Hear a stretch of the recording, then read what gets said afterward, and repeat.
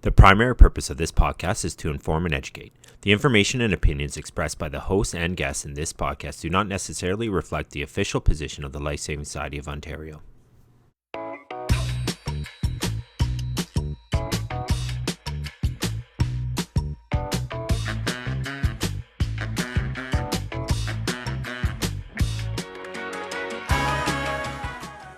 Hello and welcome to the Lifeguard for Life podcast. I'm your host, Stephanie Bacalar, and I'm joined by my co-host, Jason Jolicoeur. Hi, Jason. How are you today? Good, Stephanie. Nice to see you. Nice to see you too. So, Jason, what have you been up to since the last time you recorded? Well, I kind of got a new job. You did? Yeah, but more. I'm still in the city of Woodstock, but I moved. I was a successful candidate for, and I moved back into aquatics. I'm now the supervisor of aquatics. Congratulations. Yeah, it's been How is really that going? Cool. It's been really great. Yeah, it's been nice to get back in the pool again. Nice. Yeah. What have you been doing? Well, it's funny you should say it's nice to get back into the pool, Jason, because I have actually been getting back into the pool to teach swimming lessons as well, with the caveat that I'm actually teaching my own children. So As you know, right now, parents whose little ones are in lessons, we actually have to go in with our kids to do all the holds and supports and like all that stuff and keep some distance for this instructor safety. So we're in with a couple of wonderful instructors.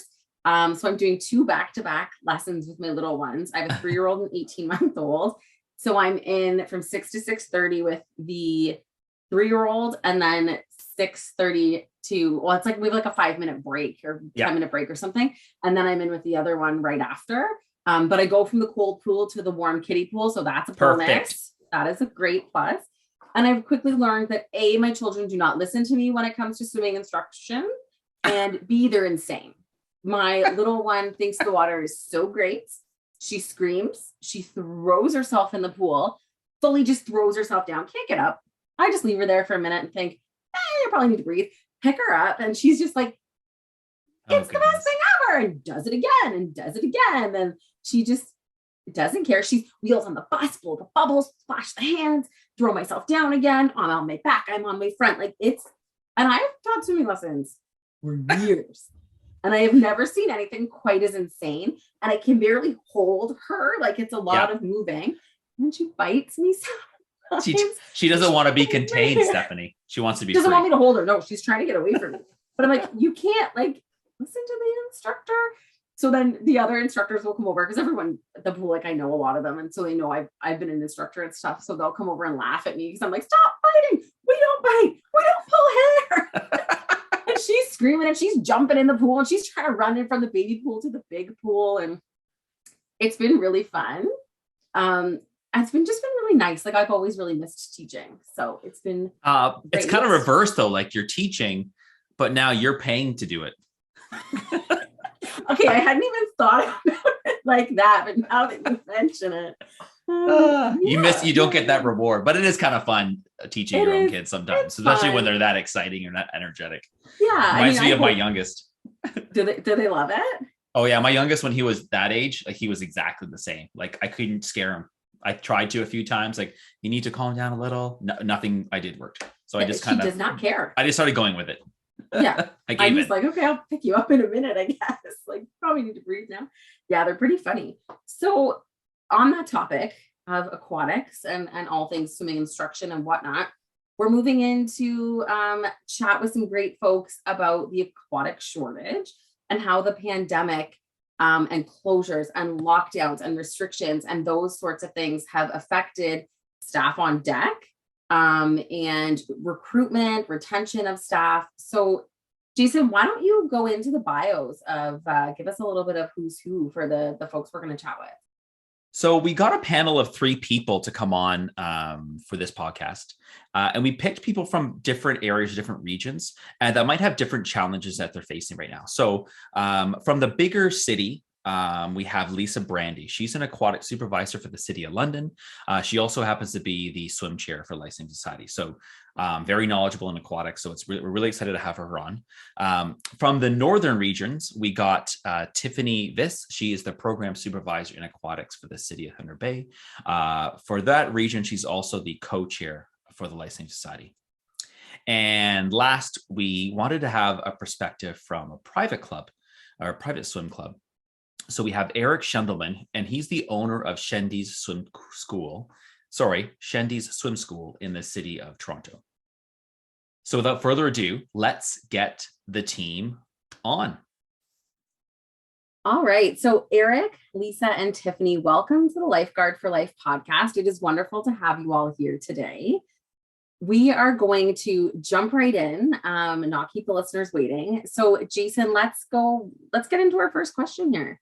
Perfect. Thanks, Stephanie. So our first question is, what impact has the pandemic had in aquatics for your organization? So Eric, I'm going to start with you. So again, what impact has the pandemic had in aquatics for your organization?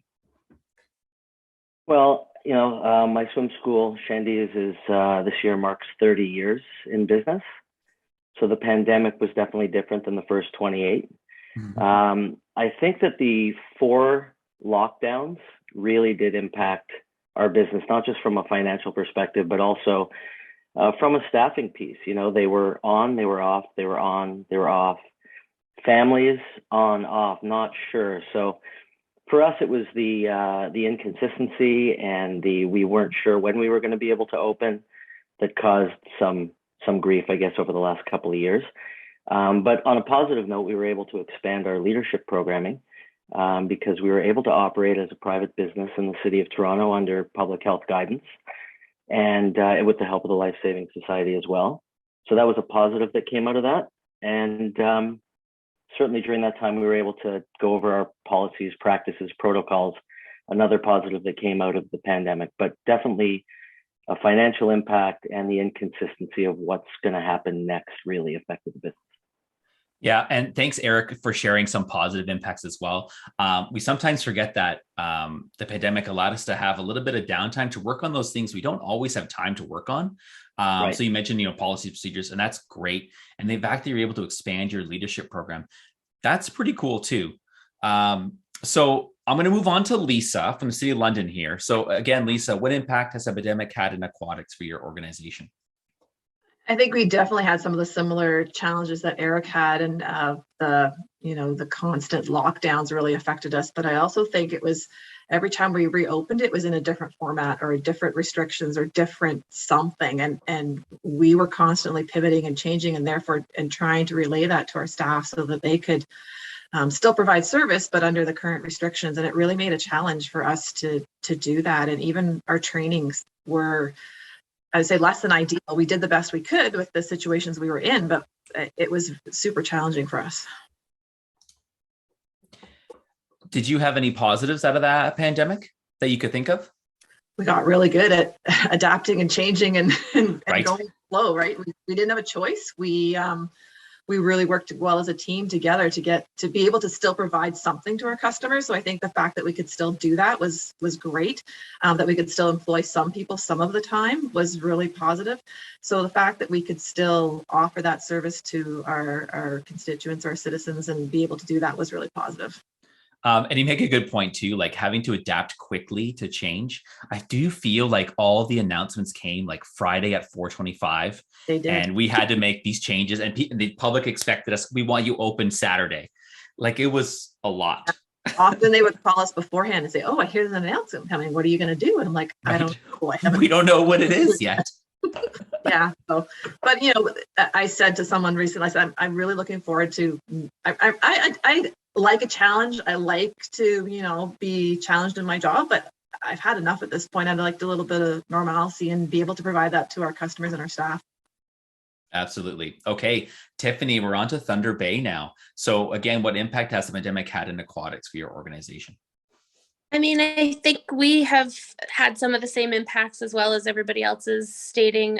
Lack of programming, being able to offer swimming lessons, just hurting the families as well as our staffing. We unfortunately were not able to do a lot of staff training or anything like that, even during the closures when they were allowed. Under the government, at least. So that really hurt us. We weren't able to keep a lot of staff on. So it just kind of added to our staffing shortages in the long run. also just like reduced hours, even when we were able to be reopened because of our staffing shortages.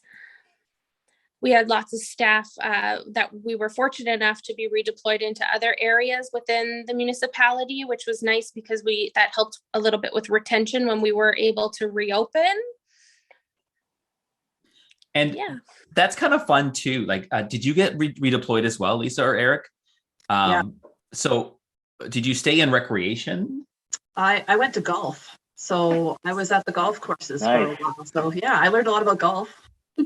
That's awesome. I got to do a little bit with parks, just supervising a small parks team in Woodstock. It was just different and fun. Got to work with some new people. And Stephanie, did you do anything that was a little different than I your was on normal job? maternity leave. That's right. You the whole time. Yes, I pivoted. No, when the pandemic started, I was working in municipal government and communications. So it was my job to figure out all those announcements and to take that and make it deliverable for people and to get the information from the aquatics teams and all the other teams and decide what needed to be on the website and how to explain all that. So I did that until I went on maternity leave and then was off for the better part of it. I'm back at work now, but so no. You got to skip a bit of it. I didn't. Yeah, a little different. Okay, Stephanie, you ready to tackle question number 2? Yeah, so we're aware, obviously, that there's staff recruitment and retention issues, and that's an ongoing concern prior to the pandemic. But we're curious to hear how the pandemic has affected each of your organizations and your ability to recruit and retain your staff. So I think, Eric, we'll start with you again, if you don't mind. So just, how are you recruiting and retaining staff? Well, in a private business, we're fortunate to get to know families as they come to us on an annual basis, maybe 3 times a year. So we were able to, I guess you could say, home grow our aquatic staff. And that's the way it's sort of been for the last 30 years, where we could work with the people that have come up through the ranks. So the staff that we had on, approximately 50 part-time staff and 4 full-timers. The 4 full-timers we were able to keep on thanks to our government and wage subsidy. So we kept them on and they worked on various projects, again, like updating handbooks and communicating with families and sending notes to our staff. The part-time staff we kept in touch with, communicated through Zooms. We would get together maybe once a month, talk to them about the next steps, possibilities. We're hearing that we may be able to open. So the anticipation factor, sometimes was a big letdown and other times they had to be ready to go. And we met with them. We just continued to communicate. So I think that was the key. We stayed in touch.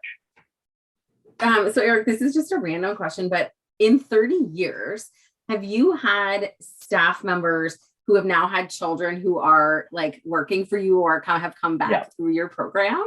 Yeah, I would say, when we had 1,200 swimmers a week, maybe 10% were alumni. Who used to some of them were students, some of them were, there are now, I think we got parents that were in my parent taught class. I'm sure you've heard stories like that, but that's how I know some of the kids I taught parent taught. I just found out one of them's in teachers college. My friend's a teacher and she's like, remember this kid we taught parent taught to? He didn't do a placement at my school. I'm like, no. Isn't he still in diapers? Like it's a very funny thing. That's really interesting. I do have another question for you, Eric. Just out of curiosity, did you change how you were offering leadership programs, or how did you address that? Like your national lifeguards, your bronzes, maybe your life-saving instructor schools. We actually, I understand, we're one of the first to go online, and we developed a program where we could, in terms of offering information, because I know there's a WSIB scenario, even around first aid training, but where we could offer online classroom, where we could put up some new slides. We actually redid a whole bunch of information and put them on slides, put things in a Google Classroom for our students to look at in terms of resources. We created a resource library. And then when they could come back in person, which hopefully was going to be a short time from when they learned online, we trained them at the pool. The unfortunate part is we were only given 10 students, if we all recall this. Some of the facilities were so large, municipal programs that could only bring in 10 people, whether they chose to do that or not. Most didn't. For us, we did 10 students for so many months. And we even had to take a second facility to accommodate all those that were interested. And in the city of Toronto, the pools were shut and they couldn't do staff training. So we were fortunate to recruit a whole bunch of candidates for recertifications and these courses. So that was another positive that came out of it. Yeah, and that's a great idea too, right? Wherever you can. I know a lot of municipalities were doing some blended learning formats and getting the the classroom portions done in a virtual format, and then bringing them back in as soon as they could. Right. Yeah. So Lisa, I guess we'll move on to you. So same question. Retention, recruitment, how has that been at the City of London? So we were in a pretty good place pre-pandemic in terms of staffing. We weren't really having any issues. Since then, though, I normally have seasons where I'm hiring staff. So pre-summer and then late summer for the fall and that kind of stuff. But right now I'm hiring all the time. Like my postings are up all the time. I'm hiring all the time. I'm doing interviews all the time. Probably for about a year and a half, we've been doing that. And we still don't have enough staff at this point. I think like we talked about before, the continuous lockdowns and then the restrictions on the number of people we could have in courses is now hitting us a lot harder than it was previously. Again, because we were on restricted number of things we could offer. So we didn't need as many staff, but now we're getting back to more programs, more people in the programs. And I think we're really seeing the effect of the 2 years and the lockdowns and the restricted numbers in classes. We just don't have the number of people that we're able to progress through getting all their certifications. And so do you find like you're hiring, do you find that they're sticking with you, the new hires you're getting, or are they kind of coming and thinking, then there's another lockdown and you lose more people, or how is that sort of panned out? Like, are you retaining the new hires? I think we are retaining. We have kept a lot of people, and part of the benefit for us is that being a bigger organization, we could be able to offer some employment to people where some smaller organizations couldn't in our municipality or in our area. They just couldn't maintain the staffing, or they were choosing not to open their pool or whatever it might be. So we were able to get people back to work. And we had some people who weren't comfortable in the beginning. They didn't want to work. They weren't prepared to work at that time. And they come back and they're ready to work again. So that's a plus for us. We're happy that they're back and that they're interested in working again. But yeah, the ones we've got on, we've been able to retain. That's great. So if your numbers are low, how do you then pivot what you're offering to make it work with the staff numbers that you have? Like, do you just have less courses? Like, how does your programming work? So we tried to offer our normal programming, if you will, the full capacity of programming lessons and leadership and rections and whatnot. And we found that we've had to reduce some of those offerings because we just don't have the staffing. And we actually opened a brand new facility. We opened it in December, then we got shut down. Then we opened it again in January. And it was almost like I had two openings because everybody forgot what happened when we did it the first time. So we had to do it again. But at that facility, it's challenging because I'm trying to figure out new programs, figure out what the community wants. And I kind of have to just do it as I have staff available. And it's frustrating for the customers. They want to come to this program at this time every day, but I can't commit to that because I don't know if I have the staff or not. That makes sense. And it's hard to explain that to people. That I go, like, as a parent, you go online and you look for a swim time, you think, why do they have no swim times? You never have swim times. And this is me who knows better, but I'm still guilty of that sort of attitude. Like, oh, they never have enough swimming. I have found though that they are understanding when they hear that, because we're not the only industry that's experiencing staff shortages. So when you explain to them why we're having this challenge, they understand. It's not ideal, but they do get it. Yeah. I did another question too for you, Lisa. You had mentioned, I like that you said you adapted and changed the way you post the jobs, the way you're interviewing and hiring. Like, I personally find interviewing and hiring and training staff very time consuming. Is that something you're responsible for? Have you shifted some of your workload to handle that? You're not getting to some of the items that you normally would have gotten to. How are you dealing with that? I think it's definitely become more of a priority for me. Like I said before, I would do it seasonally. Now it's weekly. I'm looking at my postings are open, so I'm looking to see who's applied. I'm sending them the interview information. We run what we call hiring clinics. So we bring staff or potential staff in to show us their stuff, so to speak. So I would do, one a month or something like that. I'm doing them at least twice a month right now so that I can people in. And again, part of that was COVID restrictions before. I could only have so many in, but now I can put more in, and so that's good. But yeah, it's more of a on the forefront, whereas before it was, oh, I'll look at that and see what's going on. But now it's a priority that I need to look at it weekly to make sure I'm getting people in. Yeah, like it's really become a necessity. Absolutely. Yeah. So Tiffany, I think we'll move on to you and hear what's going on in Thunder Bay. Yeah, I mean, I'm doing the same as Lisa said. I have postings that are open all the time. But unlike her, I'm not getting anybody applying to my postings. So that's a large issue. We're a large university town, right? We have a university and a college, and we're pretty isolated here. So I rely a lot on university and college students to work daytime shifts and operate the facility during the day. I'm thinking with the pandemic that a lot of them being online, we're not getting people coming to Thunder Bay to actually do their schooling. They can do their schooling remotely. So I think that is playing a large factor here, because they're able to stay, say, in Southern Ontario, do their school online and not actually be in the city to do it. So I think that is playing a large effect on me having staff applying. So, and I wonder, do you think that that'll pick up now that school is back in person? But then also it's summer. So do you get a lull in the summer typically if your university students leave, or are you balanced yes and out? No. Right now I'm working with a high school base. So a lot of those students would like to work full time towards the summer. So I get that. And I also have university students who go out of town for school who come back for the summer and, rely on a job at the pool. So that definitely helps. So I kind of see as many that go away, I get them coming back. So it kind of evens itself out in the end. It's more of a school year daytime issue.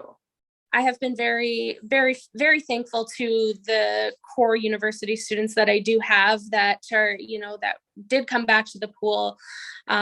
Very thankful for them. And also my high school staff students. We've been operating since we've been reopened just within the last few weeks, are kind of getting back to our full staff complement and hours. We've been running on reduced hours only in the evening because that's when we had the staff available. Right. Makes sense. So Tiffany, are you the area chair in your region? Yes, I'm a co-chair with, Okay. I'm just curious, and you might not know, but the other communities in your area, are they feeling about the same way as you are with respect to the staffing? For the most part with the staffing, and they're potentially even a little bit worse of a position because they don't have some of the senior staff that run the more advanced courses. So they're relying on our city to send people, or them sending their students and candidates to Thunder Bay to take courses. So we do deploy a lot of our swim instructor trainers and NL instructors to those smaller communities to provide training there for them as well. How far are people traveling to get to your facilities? Like up to 4 hours. It's pretty far. Yeah, that's a mission. That's a bit of a barrier, and like every day, if you're running a course that's every day for a week, say an NL course, are they traveling every? So lots of times they'll have, like, some of the smaller communities they'll come and they'll stay here for a week, rent a hotel, or they come every weekend and just stay, or if hopefully they have family and they try to do that, or like I said, they'll try to get a couple candidates together. We'll send an instructor there because it's cheaper for them to pay the instructor to go there and stay and run a course for them and try to do it more as a crash course. So you're getting everything done in 1 or 2 weekends. Yeah, those are some really unique challenges on top of everything else. Yeah. Yeah. Okay, are we ready for our last question? Okay. So now we've heard March 21st in Ontario. We're losing a lot of our restrictions. And then and near the end of April, some more are going to be gone. So we can maybe see the light at the end of the tunnel. So now we get to talk about strategies. So what strategies is your organization going to implement in an attempt to address the issues surrounding staff recruitment and retention caused by the pandemic? So Eric, again, we'll start with you. Okay. Well, I think that we are going to maintain what we've been doing, especially coming out of these leadership programs that we've been able to run. So we're going to continue to market to the instructor schools and the lifeguard programs to let them know about job opportunities that'll be coming up in the future, and sort of direct them, at least with my organization. If they don't choose me, then I might say, if you're going to a municipality or you're going to a summer camp, these are the ways to get there. So I think that kind of marketing and communication to those up and comers is really, really key. So we've been fortunate to be able to do that all the way through. We'll continue to do that. We'll also market to the families. I think that, finally we've put together a tree with the branches of how to get to becoming an instructor and a lifeguard, and doing it in a creative way, putting it up on our social media, putting up on our walls at the swim school for families to actually see, okay, my kid's 9, this is how they get to this point. So again, part of that homegrown piece that we're fortunate to be able to do as a smaller organization. I'm sure the larger ones also try and find those avenues. And also to continue to promote the idea around drowning prevention and how important what they're doing, learn to swim through life saving, through lifeguarding, through teaching, and what that means to the drowning prevention community, and communicate that on levels that younger kids can understand right up to our people being trained. So lots of community messages, marketing to those groups that are taking courses, and continue to develop the culture where people that are working in it can tell their cousins, their siblings, like, this is a great part-time job.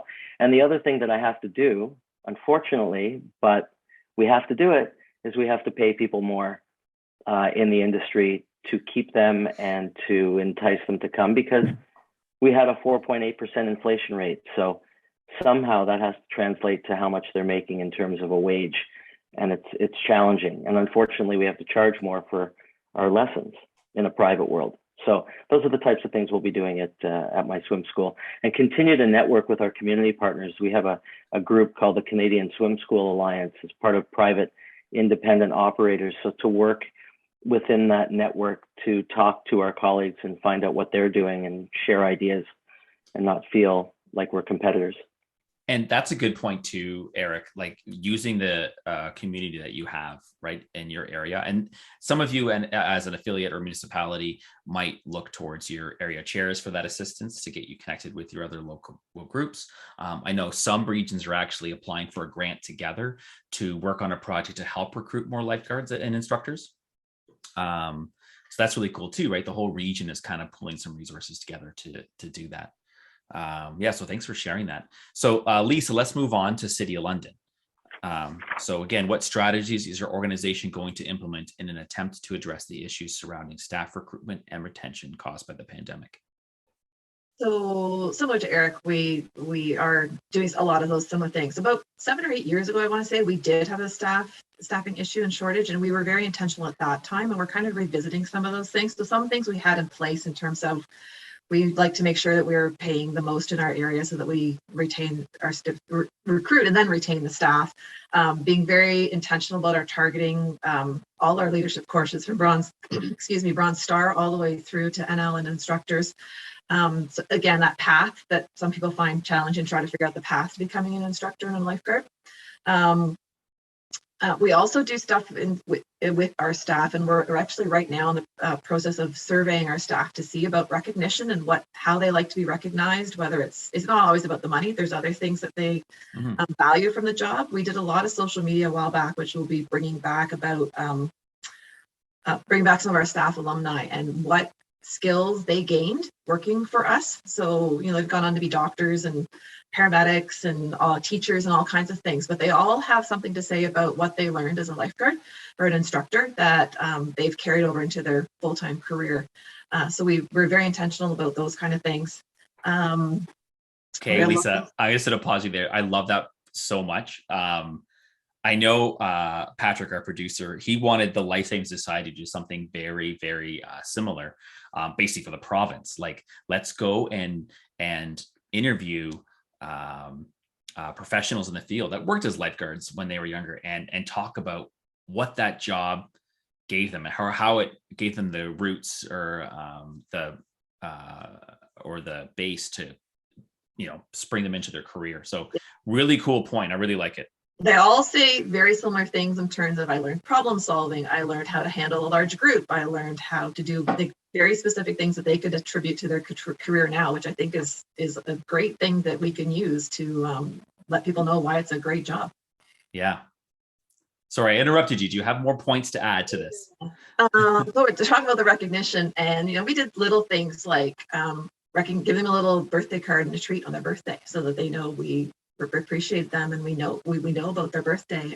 We give them discounts on their research, so that they after a certain number of, there's a discount, but secondly, after a certain number of hours, we call them qual credits, so they get a credit that they can use to pay for research that we offer. So not things that we don't offer or that someone else would offer, but if they take a research with us for their NL or their first aid, we would give them some credits towards that. So things that we can do internally that don't cost us a lot, but is a value to them. So we're right now in the process of revisiting that to see if it needs to change, if there's something else that they're looking for. We've also looked a lot at staff development, and in terms of what can we offer them, from if you're a cashier or a building attendant or an instructor guard, what do you want from us that can help you down the road? Or do you want to grow and move in aquatics? Do you want to work somewhere else within the corporation? What can we do to give you some skills or some background or something that will help you get there? Great. Okay, Tiffany, Thunder Bay. So again, I'll just repeat the question because it's been a while here. What strategies is your organization going to implement in an attempt to address the issues surrounding staff recruitment and retention caused by the pandemic? So I think our first strategy is trying to offer more courses and running as many advanced life-saving courses as we can, just to try and build up the backlog, and kind of both. On the other points, like other people said, we do have a swim club that swims out of our facility as well. So trying to get those kids through some of the life-saving courses. They're in and around the pool at all times anyway. So if they can work for us as well and kind of, like you said, kind of breed them up into the facility and getting them working, that works for us and has in the past. We've also started targeting some of the adults that are in the facility. We have a master's swim team as well. So just trying to get together some courses that can be offered through the day that maybe adults want to take, and then they have more daytime availability to kind of help us out in the areas that we're struggling. Working on advertising. Again, we have a pretty large social media base with Facebook and Instagram. We've been doing lots of posts. We've started now an employee spotlight for specifically the Canada Games Complex in Thunder Bay. So we spotlight a different staff throughout the month, each month, and it kind of just tells, again, they talk about, what they like best about their position. So it's not only aquatic staff. We have other children and youth and fitness staff that work in the facility. So targeting what they like, what they love about their job, what they can do to help you if you come to the facility. We also do things like the credit sort of system for helping with research. We have a tier level based on number of hours that the staff work. So if they work X number of hours throughout the year, they get their research for free. Once they hit the next tier level, they'll get their research plus an additional uniform, whether that be we have tank tops, t-shirts, sweaters, things like that. So they can choose what other additional uniform piece they'd like. And then if they hit the top tier of number of hours they've worked through the year, they get that free research plus a uniform, as well as a gift card, whether that be for a local retailer, typically to buy a bathing suit is the idea behind it for the aquatic staff, but they can also buy things like shoes or whatever they choose. And then just trying to offer fun, get back to offering our fun activities for our lifeguards. We often run like a lifeguard competition internally, getting back to our staff trainings, being able to offer pool parties and things like that just build our community and get our staff together, becoming friends, and hopefully, they build relationships within the facility that make them want to stick around and continue working with us. I have to say, all of these sound like wonderful places to work. Yes. Maybe I'll go back to lifeguarding. I do want to bring up the one point you mentioned that I really like, that you're targeting older adults, right? Because they're the ones that can generally work daytime hours if you can get them to commit and get their certifications. So the fact that you're going after masters swimmers, you already know they like swimming, they like the pool. So it's definitely a good fit. I know some people are trying to recruit back retired adults to work on the pool deck a bit. And I've had success with that in my previous role when running the pool. And some of those people are still there. So my niece and nephew are in swimming now. And my mom's like, well, they're still there. Yeah, they're still working.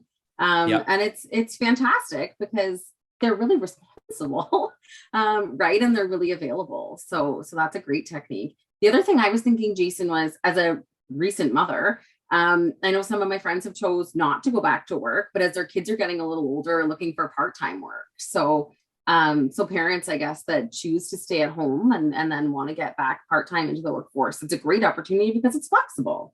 Yep, exactly. Yeah. Well, thanks everyone for sharing your ideas with us tonight. It's been a pleasure having you on.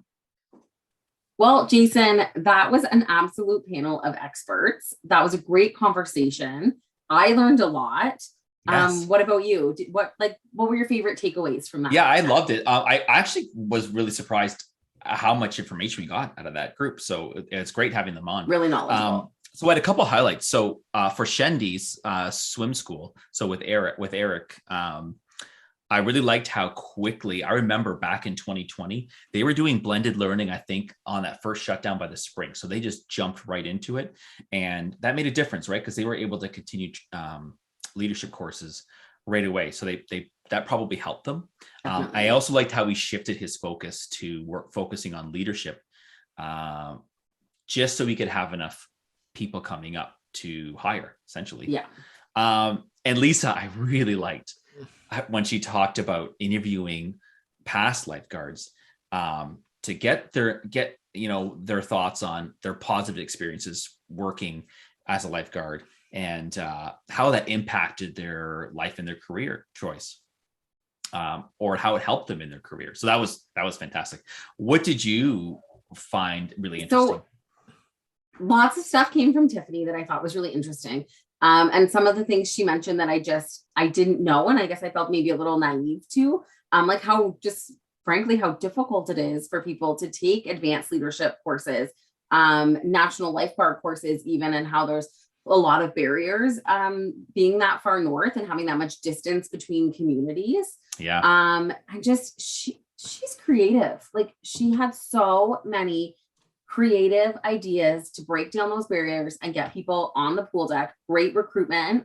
And I thought that one of her most interesting recruitment ideas was targeting adults that are a little bit older. So not your 18, 19 younger adults, but your older adults, targeting them, the people who she said were swimming in her master's program, for example, and seeing like, hey, we could use some part-time or some full-time or part-time daytime staff. Any interest? And I thought that was really clever. It's an area that not a lot of people are doing, but it has a lot of potential, right? There's a lot of people that might want to work part-time as lifeguards, and it's a great job. So yeah, it's a really good idea in that respect. So our next topic, I always like talking about our next topic. It's so exciting. One of the things we found is Licensing Society has divided up the province into areas, and they put area chairs kind of as a resource in each area throughout the province. But a lot of us don't know what resources they can offer us, how they can help us, what are they there for. So we're going to be talking to an area chair to see how they support their region and what they can offer you as an affiliate. So I'm pretty excited about that topic. Yeah, because I think I'm sure in some areas they're well known and well used, but I think there's some areas where maybe people aren't quite sure when to reach out or how to reach out. So I think it'll be a really informative, helpful piece, and it should be a great chat. So I think that's it for us this time around, Jason, except as always, if anyone has anything they'd like to discuss, email us at lifeguard for life podcast at gmail.com. Again, that's lifeguard 4 life podcast at gmail.com. And we'll be back in a little while with our area chair episode. Good night, everyone.